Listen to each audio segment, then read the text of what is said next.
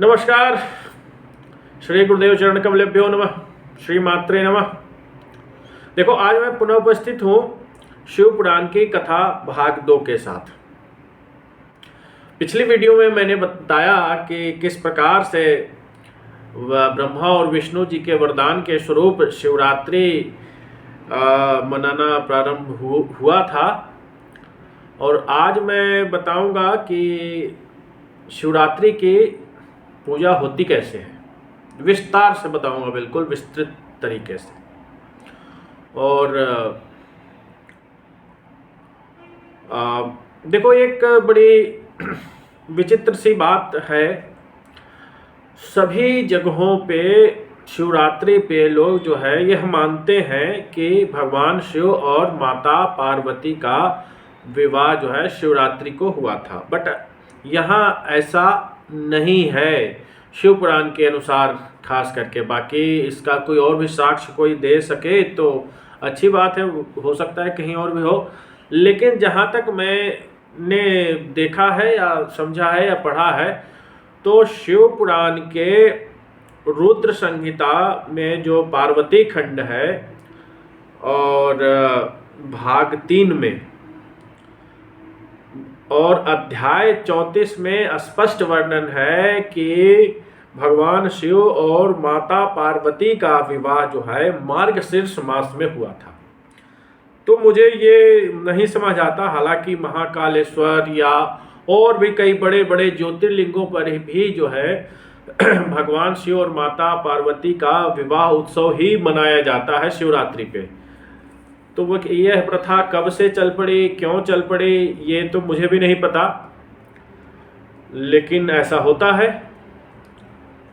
तो खैर, जो होता है ठीक है। अब उसमें हमें जाना नहीं है कि क्या गलत है या सही है, इस पे मैं कोई टीका टिप्पणी नहीं करूँगा।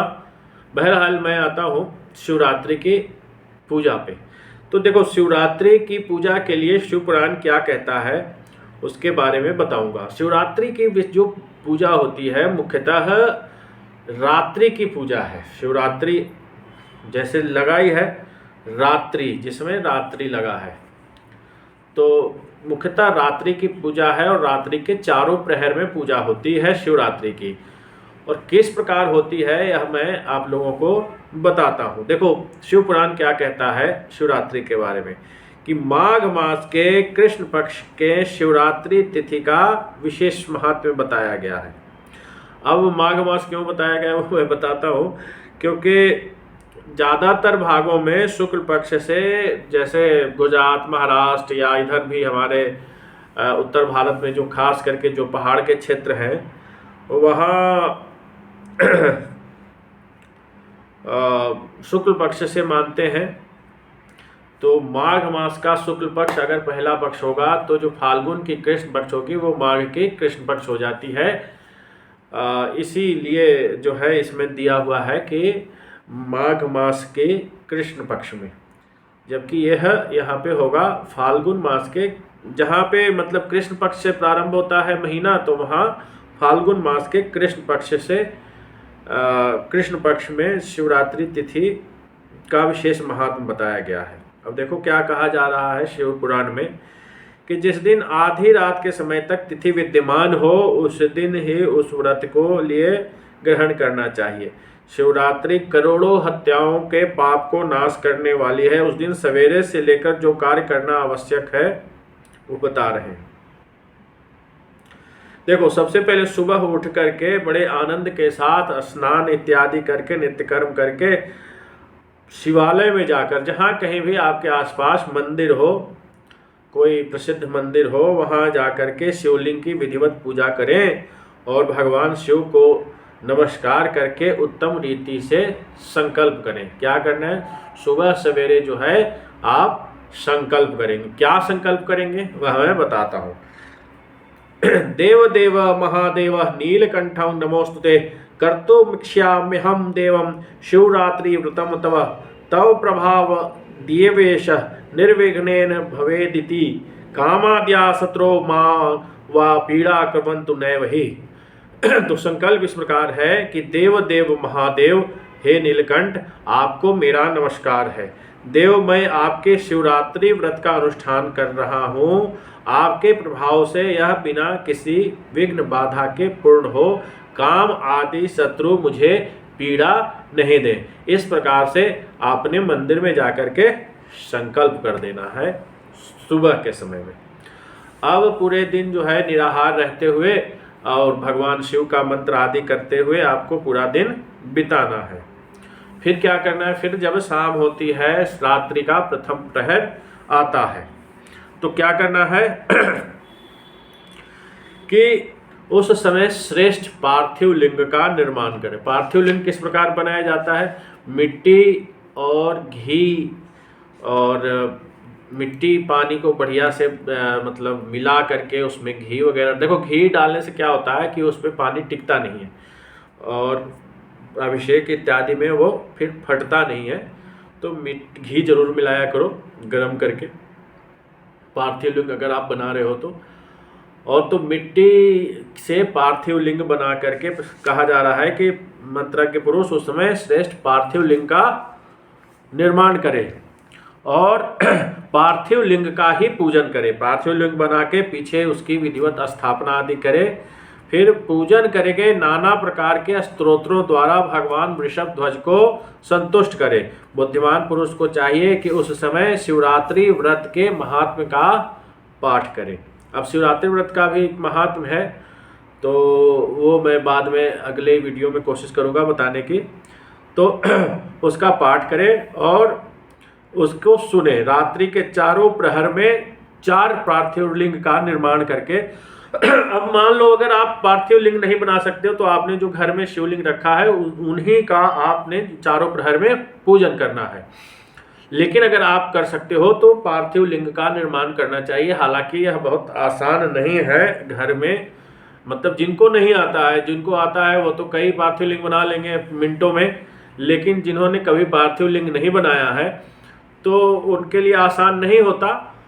तो आप क्या कर सकते हैं, घर में अगर आपने शिवलिंग रखा हुआ है पीतल का या पत्थर का या किसी भी तरह का, या मंदिर में तो खैर आप चारों प्रहर में पूजा कर नहीं सकते, अगर जहाँ कहीं पे भी मंदिर में चारों प्रहर की पूजा होती है वहाँ आप सम्मिलित हो सकते हैं। अगर नहीं हो सकते हैं तो आप अपने ही घर में जो भी आपने शिवलिंग रखा है उनकी आप पूजा अर्चना चारों प्रहर में करेंगे। तो देखो पहले प्रहर में किस प्रकार से पूजा किया जा रहा है कि आदेश ये है शिव पुराण का कि पार्थिव शिवलिंग का निर्माण करके जो है चारों प्रहर में भगवान को पूजा देनी चाहिए। तो क्या कहा जा रहा है कि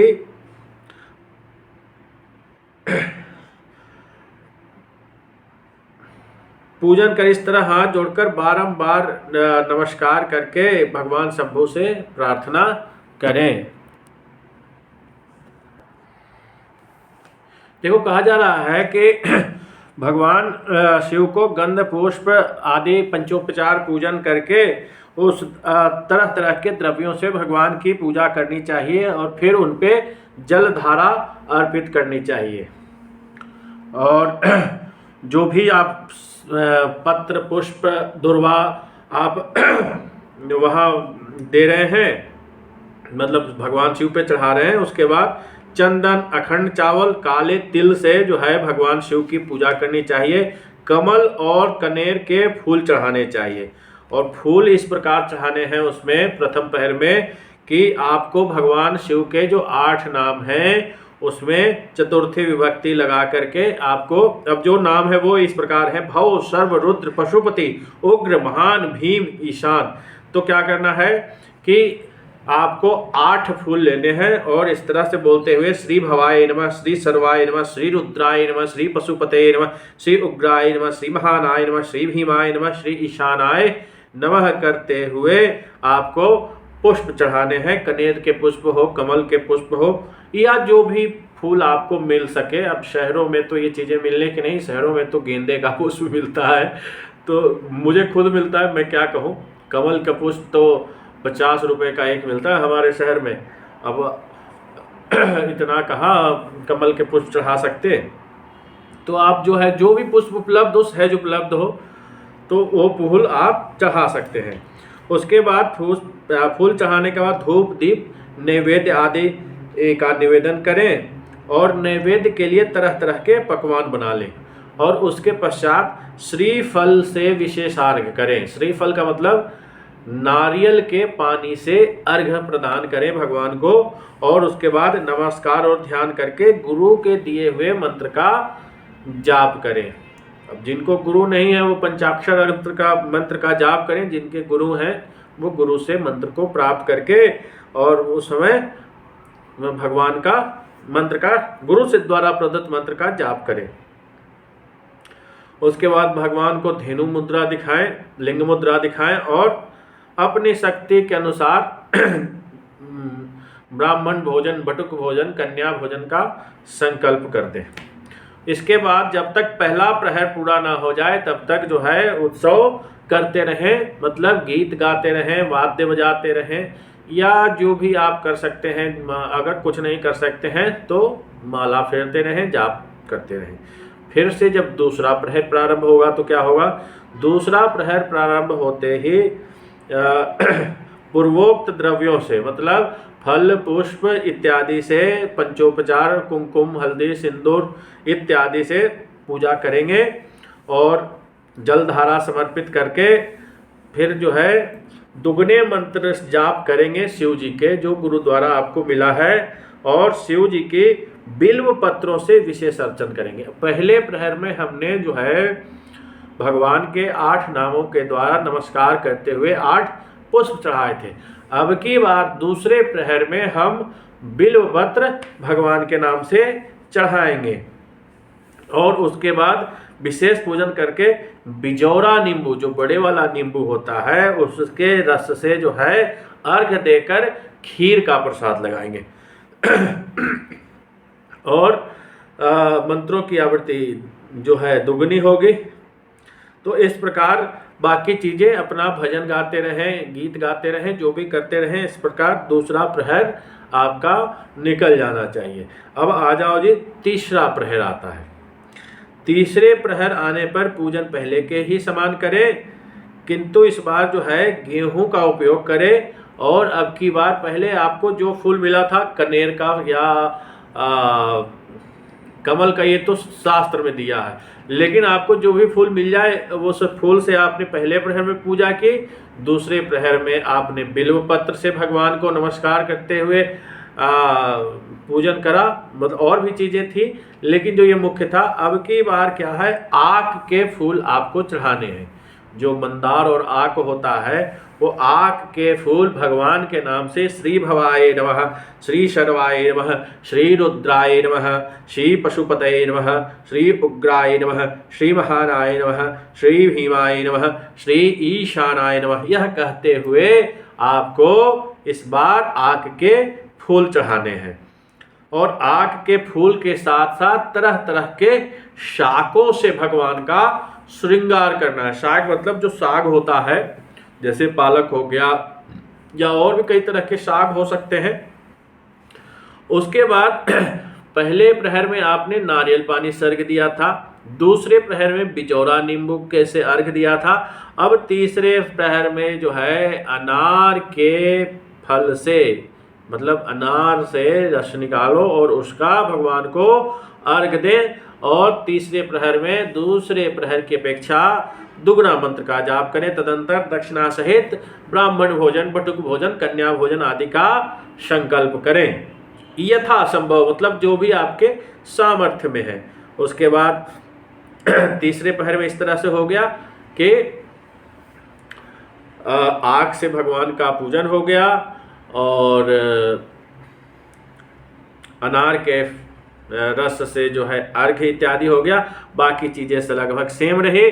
और चौथा प्रहर आया। अब चौथा प्रहर में जो है तीसरे प्रहर की पूजा का विसर्जन करके अब की बात देखो क्या होता है। अब की बार जो है उड़द, कंगनी, मूंग, सप्तधान, शंख पुष्पी और बिल्व पत्र से भगवान शंकर की पूजा करेंगे और तरह तरह की मिठाइयों का भोग लगाएंगे। उड़द के बड़े बना करके, जो खास करके भैरव पूजा में चलता है, उड़द के बड़े बड़े वो उड़द के बड़े बना करके आप उनको भगवान को भोग लगाएंगे, संतुष्ट करेंगे। और इस बार जो है केले को मथ करके और उसका मतलब सेक बना करके आप जो है भगवान को अर्घ्य देंगे। और तीसरे प्रहर की अपेक्षा दुगना मंत्र जाप इत्यादि करके भगवान गीत वाद्य नृत्य आदि से भगवान को संतुष्ट करेंगे। तरह तरह के जो है नृत्य, देखो भगवान शिव नृत्य से भी प्रसन्न होते हैं और नटराज इनका ही स्वरूप है, क्योंकि नृत्य की शुरुआत भी भगवान शिव से ही हुई है। तो जब तक जो है चतुर्थ प्रहर लगता है तो इस तरीके से आपको रात के चारों प्रहर में भगवान शिव का पूजन करना चाहिए, जब तक कि अरुणोदय ना हो जाए। अरुणोदय यहाँ लिखा हुआ है तो आप लोग कंफ्यूज हो, इसके लिए मतलब अरुण मतलब सूर्य नारायण को कहा जा रहा है। जब तक सूर्योदय ना हो जाए तब तक आपको इसी तरीके से गीत वाद्य आदि करते हुए पूरी रात जो है आपको शिवरात्रि का पूजन करना है। उसके बाद पुनः जब सूर्योदय हो जाए तो स्नान आदि करके भगवान की भिन्न भिन्न तरह की चीज़ों से आपको पूजा करके उपहार के द्वारा भगवान शिव की अर्चना करनी चाहिए। तदुपरांत जो है अपना अभिषेक कराना चाहिए। जिस प्रकार दीक्षा के समय गुरु अपने शिष्य का अभिषेक करते हैं, उसी प्रकार जो है शिष्यों का अभिषेक यहाँ भी इस शिवरात्रि व्रत। अब आपने पूरी रात जो है पूजा करी तो उस पूजा के आशीर्वाद के स्वरूप में अपने जो ब्राह्मण है या आपके गुरु से आपको अपना अभिषेक कराना चाहिए। और उसके पश्चात नाना प्रकार के दान दक्षिणा इत्यादि देके जितने आपने संकल्प किए, ब्राह्मण भोजन, बटुक भोजन, कन्या भोजन इत्यादि करा करके और भगवान शंकर को नमस्कार करके उन्हें पुष्पांजलि दे करके उनको उनकी स्तुति की जाती है। अब क्या स्तुति है वह मैं बताता हूँ। शिव पुराण के अनुसार क्या स्तुति है। तावक अस्त्व गतं प्राणं स्वविचित्तो अहं सदा मृडं कृपानिधे इति ज्ञात्वा यथा योग्यं तथा कुरु अज्ञानाद्यदि वा ज्ञानात् जप पूजादिकं मया कृपानिधित्वात् ज्ञात्वैव भूतनाथ प्रसीद मे अनेनैनुपवासेन यज्जातं फलमेव च तेनैव प्रीतां देवः शङ्करः सुखदायकः कुलेवं महादेव भजनं तेस्तु सर्वदा मा भूतस्य कुले जन्म यत्र त्वं नाहि देवतः। कहा जा रहा है, यह स्तुति का अर्थ इस प्रकार है कि हे सुखदायक कृपा निधान भगवान शिव, मैं आपका हूँ, मेरे प्राण आप में ही लगे हैं और मेरा चित्त सदा आपका चिंतन करता है। यह जानकर जैसा उचित समझे वैसा करें। हे भूतनाथ, मैंने जानकर या अनजाने में जो जब पूजन आदि किया है उसे समझकर दया स्वागर होने के नाते आप मुझ पर प्रसन्न होइए और इस उपवास व्रत से जो भी फल प्राप्त हुआ है उसे से सुखदायक भगवान शंकर मुझ पर प्रसन्न हो। हे महादेव, मेरे कुल में सदा आपका भजन कीर्तन होता रहे। जहाँ के आप इष्ट देवता न हो उस कुल में मेरा कभी जन्म ना हो। इस तरीके से भगवान की प्रार्थना करके और भगवान को पुष्पांजलि समर्पित करके ब्राह्मणों से तिलक आशीर्वाद इत्यादि लेकर शंभु का विसर्जन करेंगे। विसर्जन यानी जो आपने पार्थिव लिंग बनाया चारों प्रहर के लिए। अब जिन्होंने परमानेंट शिवलिंग रखा हुआ है अपने घर में वो नहीं करेंगे, लेकिन जिन लोगों ने पार्थिव शिवलिंग बनाया वो हर प्रहर में इस तरीके से विसर्जन करेंगे और उनको शंभु का विसर्जन करेंगे। और जिसने इस प्रकार व्रत किया हो मैं उससे दूर नहीं रहता। भगवान शिव स्वयं कह रहे हैं कि मैं उससे दूर नहीं रहता। मेरे पास ऐसी कोई वस्तु नहीं है जिसे शिवरात्रि व्रत करने वालों के लिए मैं दे ना डालूं। भगवान शिव स्वयं कहते हैं कि मेरे पास ऐसी कोई वस्तु नहीं है जिसको शिवरात्रि व्रत करने वालों के लिए मैं ना डालूं। जिसके द्वारा अनायास ही इस व्रत का पालन हुआ हो उसके लिए भी अवश्य ही मुक्ति का बीज बो दिया गया। मनुष्य को प्रतिमास भक्ति पूर्वक शिवरात्रि व्रत करना चाहिए। तत्पश्चात इसका उद्यापन करके मनुष्य सांगोपांग फल लाभ करता है। इस मतलब कहने का मतलब ये है, भगवान कहते हैं कि इस शिवरात्रि का व्रत जो है हर महीने करना चाहिए। हर महीने शिवरात्रि आती है, ये तो आप लोग, बल्कि दोनों पक्षों में आती है। तो जो है कृष्ण पक्ष वाली शिवरात्रि हर महीने व्यक्ति को करनी चाहिए। इस व्रत का पालन करने में मैं शिव निश्चय ही उपासक के समस्त दुखों का नाश कर देता हूँ और उसे भोग मोक्ष आदि संपूर्ण मनोवांछित फल प्रदान करता हूँ। ऐसा भगवान शंकर कह रहे। देखो क्या होता है, मैं बहुत सारे लोग जो है शिवरात्रि का व्रत करते हैं। इवन हमारी फैमिली में भी बहुत सारे लोग करते हैं, आपके परिवारों में भी बहुत सारे लोग करते होंगे। लेकिन क्या होता है, देखो अब यहाँ पे भेद है। होता क्या है कि लोग शिवरात्रि का व्रत तो करते हैं और सुबह सवेरे पूजा पाठ किया और उसके बाद जो भी उनका मतलब जो वो कर सकते थे उन्होंने किया और पूजा वगैरह करके और फिर रात को सो गए। अब इससे क्या होता है, ये शिवरात्रि व्रत तो हुई नहीं। शिवरात्रि व्रत का मतलब ये होता है कि जो उस दिन वो रात में चतुर्दशी लगेगी, उस दिन चारों प्रहर में आपको या तो आप पार्थिव शिवलिंग बनाओ या आपने जो शिवलिंग रखा हुआ है उसकी पूजा करो। मतलब ये है कि शिवरात्रि के व्रत अगर आप कर रहे हैं, चाहे अभी ये फाल्गुन मास वाली तो मुख्य शिवरात्रि होती है, या इसके अलावा भी आप अगर कोई शिवरात्रि व्रत कर रहे हैं तो भी आपको चारों प्रहर में आपको इसकी चारों प्रहर में पार्थिव शिवलिंग बना करके या जो आपने अपने घर पे शिवलिंग रखा हुआ है उनका चारों प्रहर में विधिवत पूजन और श्रृंगार आदि करके मंत्र जाप करें, गीत वाद्य आदि गाएं, भजन गाएं, जागरण करें। कहने का मतलब ये है कि शिवरात्रि के व्रत में अगर आप रात को सो गए तो आपका वो व्रत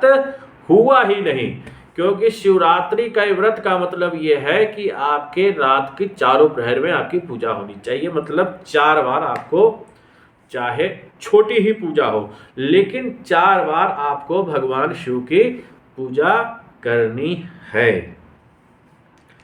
तो इस तरीके से मैंने आपको लोगों को बताया। अब देखो इसमें एक कथा भी है कि एक मैं शॉर्ट करके मैं बताता हूँ, वैसे तो ये बहुत बड़ी कथा है कि एक भील था। भील मतलब एक शिकारी था। तो क्या हुआ कि एक दिन में उसके घर में लोग भूखे थे और वो शिकार करने गया तो शिकार उसको पूरे दिन में कोई नहीं मिला। तो वहीं तालाब के किनारे वह जो है एक बेल के वृक्ष पे चढ़ गया। अब बेल के वृक्ष पे चढ़ गया तो और मतलब पानी ले गया और संयोग से उस बेल के वृक्ष के नीचे एक शिवलिंग बना हुआ था। तो इस तरीके से ये कथा है। कथा काफ़ी लंबी है, इतना समय नहीं है कि मैं आपको पूरी कथा सुना पाऊँ, लेकिन शॉर्ट में ये बताऊँ कि उस समय जो है हिरण, मृग जिसको कहते हैं हिरण, तो उसके पास उसने देखा कि हिरण जो है आ रहे हैं तो वो निशाना साधता हिरण को मारने के लिए। तो जो पहली हिरण थी वो मृगी थी। मृगी ने उसको समझाया बुझाया कि जी मुझे जाने दो, मैं अपने बच्चे को देख करके आऊँगी तो उसके बाद तुम मुझे मार के खा लेना या अपने घर ले जाना। तो जब वो इस तरीके से तीर धनुष चलाता है तो चूँकि वो बेल के वृक्ष पे बैठा ही था और लोट उसमें सुराही में जल था, तो जल तो वो टपक रहा था बार बार भगवान शिव पे। लेकिन ऐसे करने से क्या होता था कि 2-4 मतलब बेल के पत्ते जो है भगवान शिव के ऊपर गिरते थे। तो पहले प्रहर में आया, जब ऐसे किया तो गिर गया, 2-4 पत्ते गिर गए तो उसके पहले प्रहर की पूजा हो गई। उसके बाद दूसरे प्रहर में दूसरी मृगी आई, उसकी बहन थी, उसने भी कहा कि जी मेरे बच्चे हैं, मैं अपनी बहन को बच्चों को सौंप आऊँ और अपने पति को देखाऊँ, फिर मैं तुम्हारे पास आती हूँ, तो तुम मुझे मार के खा लेना, अपने घर ले जाना। फिर दूसरे प्रहर में भी इसी तरीके से उसकी पूजा हो गई। तीसरे प्रहर में क्या होता है कि वह मृग जो है, इनका स्वामी जो है, इन दोनों मृगियों का और बच्चों का जो पिता होता है वो आता है। तो फिर उस पर शिकारी अपना बाण संधान करता है और इसी क्रम में वो तीसरे प्रहर की भी पूजा उसकी हो जाती है। जल गिर जाता है, बिल का पत्र गिर जाते हैं, तो वो सब बोल के जाते हैं। और चौथे प्रहर में क्या होता है कि ये जाते हैं, उन्होंने सबने वचन दे रखा था कि मैं अपने बच्चों को दे के आए। अब क्या होता है कि पूरी फैमिली उसके सामने आ जाती है चौथे प्रहर में कि तुम हम सबको मार के खा लो और अपने घर ले जाओ, अपने परिवार का पोषण करो। तो जो है भील अब तीसरे प्रहर में जब पूजा उसकी होती है तो एक एक प्रहर में उसके पाप कम होते जाते हैं, और तीसरे प्रहर में उसको बिल्कुल वो हो जाता है कि ये कितने भाग्यवान हैं और जो इस तरीके से आए हैं। फिर लेकिन उसने संधान किया तो इसी क्रम में फिर से उसके जो सुराही थी उससे पानी गिरता है भगवान शिव पे, और बेल के कुछ पत्ते गिर जाते हैं शिवलिंग पे। तो इस तरीके से जो है भगवान चारों प्रहर की पूजा होती है तो भगवान जो है शंकर प्रकट हो जाते हैं। तो उसके बाद उसको जो है भगवान शंकर प्रकट होकर कहते हैं कि हे भील, मैं तुम्हारे व्रत से प्रसन्न हूँ। अब चूंकि उसको कुछ मिला ही नहीं था तो उस दिन उसका व्रत भी हो गया, तो उसका व्रत भी हो गया, चारों प्रहर की पूजा भी हो गई। तो भगवान इससे प्रसन्न होके प्रकट हो गए और उससे कहते हैं कि मैं तुमसे प्रसन्न हूँ और तुम क्या वर मांगते हो। तो उसके बाद भगवान को देखकर अब उसके जो है पाप तो सब भस्म हो गए थे। वह भगवान के चरणों में गिर करके कहता है कि मैंने बहुत बड़े बड़े पाप किए हैं भगवान, आपकी कृपा से अब आपको देख लिया तो अब मेरे सब कुछ पा लिया, मुझे कुछ नहीं चाहिए। इस प्रकार भगवान शिव प्रसन्न होते हैं और उसे गुहे नाम देते हैं और कहते हैं कि सुनो, आज से तुम श्रृंगवेरपुर में उत्तम राजधानी के आश्रय लेकर के दिव्य भोगों का उपभोग करो, तुम्हारे वंश की वृद्धि निर्विघ्न रूप से होती रहेगी, देवता भी तुम्हारी प्रशंसा करते रहेंगे। हे व्याध, मेरे भक्तों पर स्नेह रखने वाले भगवान श्री राम एक दिन निश्चय ही तुम्हारे घर में पधारेंगे। तो भगवान श्री राम भी श्रृंगवेरपुर जाते हैं, इसकी भी कथा है। ये मैं मतलब अभी क्या बताऊं, आप पढ़ लेना, नहीं तो मैं फिर कभी बताऊंगा। और मतलब कहने का मतलब ये है कि अनजाने में भी शिवरात्रि के व्रत का जो इस प्रकार पालन करता है उसको भी इतनी बड़ी जो है पुरस्कार प्राप्त होती है। तो आप सोचो, जो सोच समझ के योजना बना के भगवान शिव का पूजन करता है उसके लिए किस प्रकार के उपलब्धि प्राप्त हो सकती है। तो कहने का मतलब ये है कि भगवान शिवरात्रि करने का मतलब ये होता है कि चारों प्रहर में पूजा करो। ये नहीं कि बस शिवरात्रि में उपवास किया और जो है अब शरीर काम नहीं कर रहा, चलो जी रात को सो जाए। ऐसा शिवरात्रि आप करोगे तो आपको पूरा फल प्राप्त नहीं, कुछ ना कुछ तो मिलेगा। ऐसा तो है नहीं कि मतलब आपने भगवान शिव के निमित्त अगर कोई उद्योग किया है तो उसका फल नहीं मिले, लेकिन शिवरात्रि का जो पूर्ण फल होना चाहिए वो तभी मिलेगा जब आप चारों प्रहर की पूजा करेंगे।